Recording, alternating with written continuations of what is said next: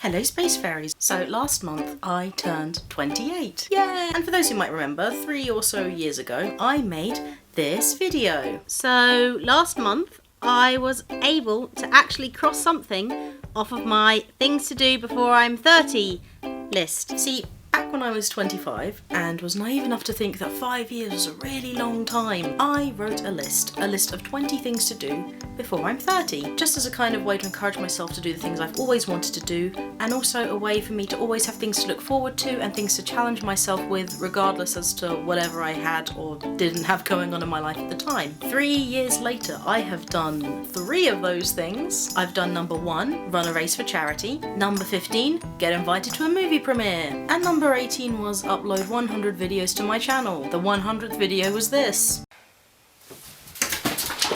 In 2 years I turn 30, and given that 2 of the things on my to do before I'm 30 list involve very expensive trips to the US, I don't think I am gonna get everything done, but at the very least I want to know that I tried. So let's do this. Welcome to what I hope will be not too short-lived of a video series before I'm 30. Let's start with number 3.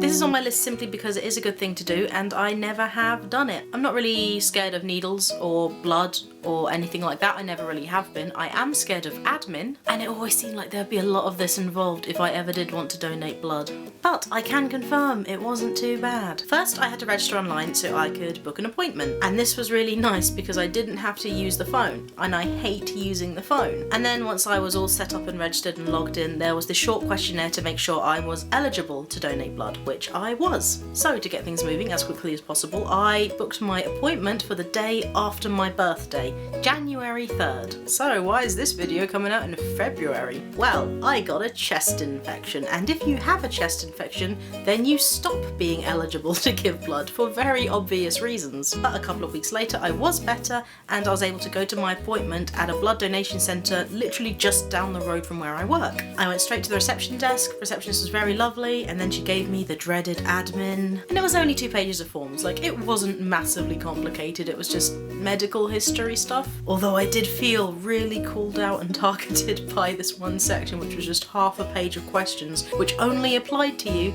if you had a partner. And it was just like, it's okay, you don't have to read any of these questions because you're that single. It was rude, frankly. And then it was just a short wait and then a blood test. It was a finger prick test where they take a drop of blood from your finger to test if you have enough iron in your blood to warrant a donation. And it's not just them stabbing your finger with a needle, it's kind of this like clippy device thing, and if you don't look at it, you don't actually even know it's happening. So they did that, and then they put the drop of blood in some strange chemical. I didn't think to ask what it was, and it goes either yes, you have enough iron in your blood, or it goes no, you don't have enough iron. Luckily I did. So then it was just a short little wait, and I got to drink lots of orange juice and have many biscuits. And when I'd done that, a nurse came to get me, and then she took me to the chair, which is like this big recliner, and it was actually really very comfortable. As soon as you're in that chair, the whole process takes sometimes less than 8 minutes. Mine didn't. Mine took a little bit longer because, as it turns out, I have profoundly low blood pressure. But they kind of advise you how to do all these little hand clenching exercises and wiggling your feet and stuff to keep the blood flow going. And it was fine. Like, it was all completely fine. Like, I'm not gonna lie to you, it wasn't without a little bit of discomfort, for example, when they were placing the needle. So if you hate needles but you do want to donate blood, maybe just don't sit there and watch them do it like I did because I'm a moron. I was fascinated. I was just watching the blood going from me like, ooh, bye. And certainly don't ask the nurse to take a photo of you in the chair like I did. They don't mind, but there are other donors who are in the centre and they might feel a bit weirded out. But yeah, it really was fine, and I am going to do it again. But not for a little while, because I'm not going to be eligible again for a little while because of something else I'm doing on my to-do list, which you will find out about later. And it was cool, and I know not everyone can do it, but if it's something that you could do, then it could be something that you should do. And I've included a link in the description for anyone in the UK who might be interested in getting some more info or signing up to donate themselves. And I even got a text a week later to tell me that my blood was on its way to a hospital to be used, which, whoa. So, number 3, I have donated blood, and now that I know how unscary it is, admin and all, I will be doing it again. Which means 4 down, just 16 to go.